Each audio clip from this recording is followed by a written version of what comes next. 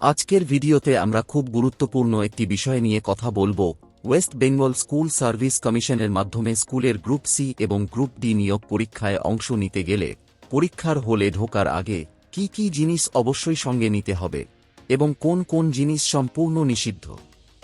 যারা এই পরীক্ষায় বসছেন তারা ভিডিওটি মন দিয়ে দেখবেন, কারণ ছোট একটি ভুলের জন্য আপনাকে পরীক্ষার হল থেকেই বের করে দেওয়া হতে পারে। এই পরীক্ষাটি পরিচালনা করছে West Bengal school service commission. কমিশনের জারি করা নির্দেশিকা অনুযায়ী পরীক্ষার দিন সময় মেনে চলা অত্যন্ত গুরুত্বপূর্ণ।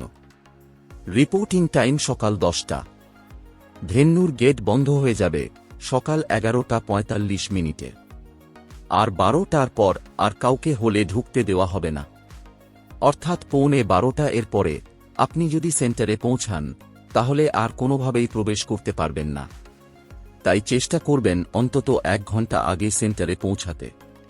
এবার আসি কি কি জিনিস অবশ্যই সঙ্গে নিতে হবে। প্রথমত, আপনাকে কমিশনের অফিসিয়াল ওয়েবসাইট থেকে ডাউনলোড করা অ্যাডমিট কার্ডের প্রিন্ট আউট নিয়ে যেতে হবে। অ্যাডমিট কার্ড ছাড়া কোনোভাবেই পরীক্ষা কেন্দ্রে ঢুকতে দেওয়া হবে না। এটি প্রভিশনাল অ্যাডমিট কার্ড। দ্বিতীয়ত, একটি অরিজিনাল, ভ্যালিড এবং নন এক্সপায়ার্ড ফটো আইডি প্রুফ সঙ্গে নিয়ে যেতে হবে। ফটোকপি চলবে না। আপনি নিম্নলিখিত যে কোনো একটি পরিচয়পত্র নিতে পারেন, যেমন Aadhaar card, voter ID, PAN card, driving licence বা পাসপোর্ট। অবশ্যই এর আসল কপি থাকতে হবে এবং মেয়াদোত্তীর্ণ হওয়া চলবে না।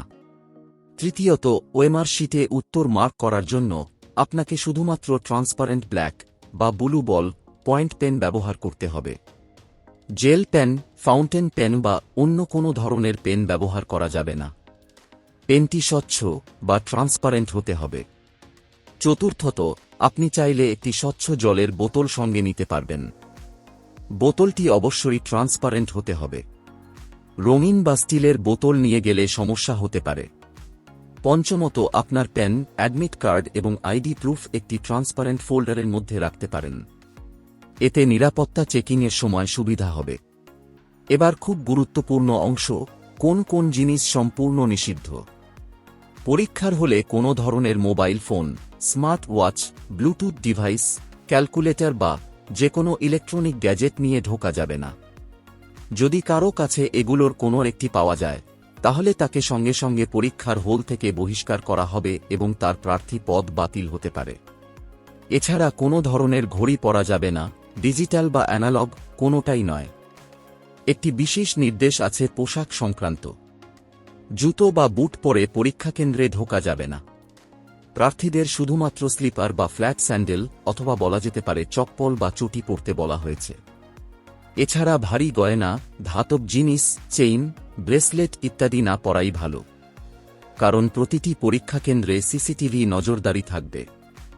সব ভেন্যুতে ক্লোক রুম নাও থাকতে পারে, তাই অপ্রয়োজনীয় জিনিস সঙ্গে না নেওয়াই বুদ্ধিমানের কাজ। পরীক্ষা চলাকালীনও কিছু নিয়ম মানতে হবে। পরীক্ষার সময় শেষ না হওয়া পর্যন্ত কোনো প্রার্থী হোল ছেড়ে বের হতে পারবেন না।